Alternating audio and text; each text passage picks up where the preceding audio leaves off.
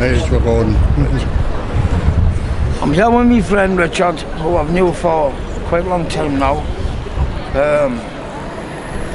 I think everybody who reads about me knows about me. Now, what's happened is, over the last year and a half, well, over the last 6 years, I met a lady, a beautiful lady, with a lot of problems, but then again, who doesn't? I've been in cahoots with this girl for a long time now, for 6 years, like I've said. But then again, it's like, do you know what it is? It's I've just been released again from prison, but the simple fact is, I've won 4 trials out of 5. Now, since last March, well, this March, I've been in prison. Now, I cannot understand now in the British judicial system why somebody should go to prison for 1 day because he hasn't went to a meeting. Now, you all know me, Jason Hoganson, and I'm not trying to scatter anybody or nothing like this, but I changed in prison from March up until now. Why I changed in prison? I've seen too many people die. It's not just people who I've got to know in prison, got screws. It doesn't matter who the other people. You know, you live your lives with these people. I've had everything under the sun put to me in my life. And I tell you what, the worst thing now is somebody who I cherish, who I've grown to love. Every time I get put away, people rape her, people take her money, you know, crack. You know, all these drugs is no fucking good. But the simple fact is, what I'm trying to say is, you know, when somebody's had a lot of history like myself, I've done an awful lot in my life. But when people be persecuted of people who can't do nothing to them physically, but can humiliate them or subsequently demoralise them by sending them way back to prison.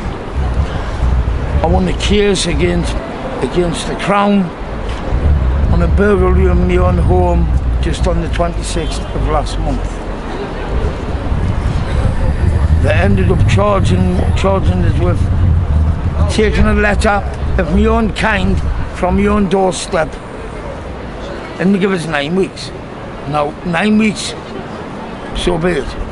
But then when you still got a PO, probation officer, who was hell-bent on saying that somebody will never ever change. Now, the officers I'm done in prison over the last 7 months, 8 months, have seen me change dramatically, you know.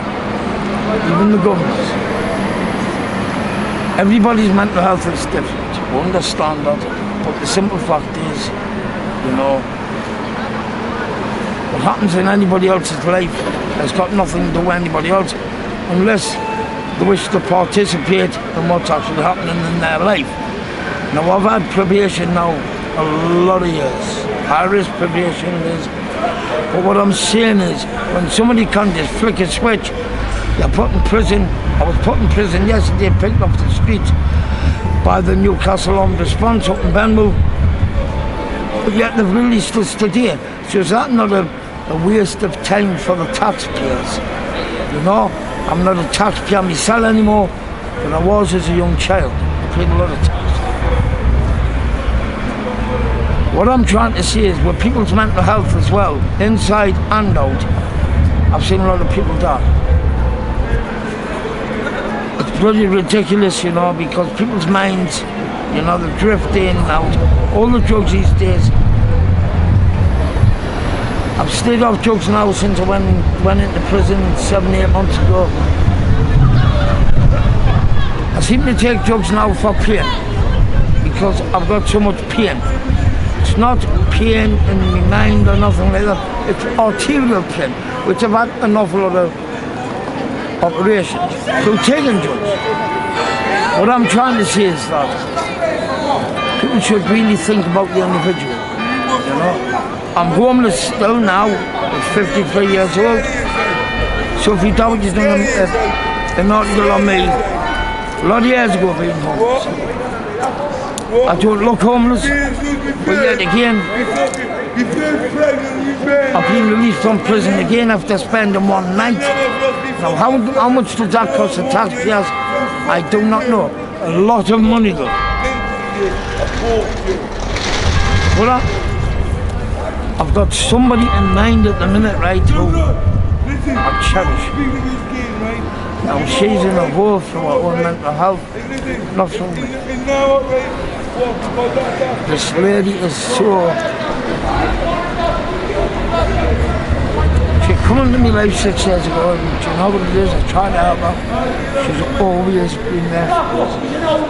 But what I'm trying to say is now, I'd love to be there for her. I changed my life 7 months ago.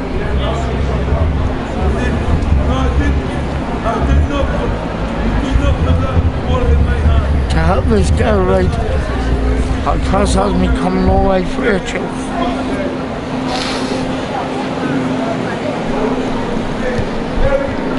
I know people get a hold of her in West Haywood, they take her money from her. This is not life for this girl. And she's really... She might be what she is today because of alcohol problems, or drug problems since having been home, but her heart is the only thing, you know, she wouldn't belong.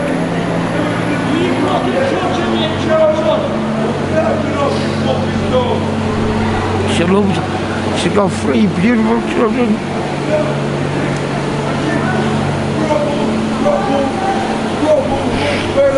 Richard is a strange, you know, son, do you know what I mean, mate?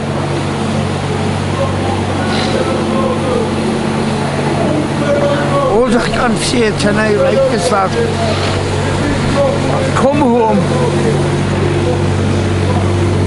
I found out, like I've said, I'm coming away from each other. Really, well, I don't want to lose her. If I lose her, we'll never know what happens to me. But then again, this is hard for me. But then, why do people want to play with somebody's head? Send them back to prison because they've done nothing wrong. I shouldn't have been in front of this man the other day because I was on trial and I won my trial against the same facilities where it wasn't appropriate at the time for me, because I shouldn't have been put in the positions where I was. But then again, why do you get facilitated with somebody who's done you wrong to send you back to prison for 1 day?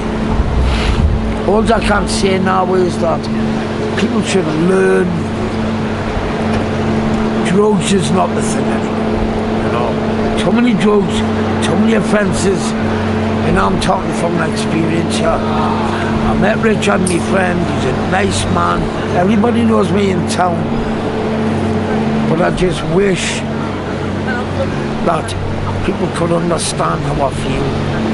Because I didn't accept any sympathy, nothing, mate. You know, whatever I do is on my own neck. And I love this girl. And I'll always be there for this girl. But you know what I'd like from everybody is just to do everything for people who cannot do it for themselves, because there's too much death in the world. Richard, you're a good man, you know. Thank you, son, right? Thank you very much. Richard. Come here, all night,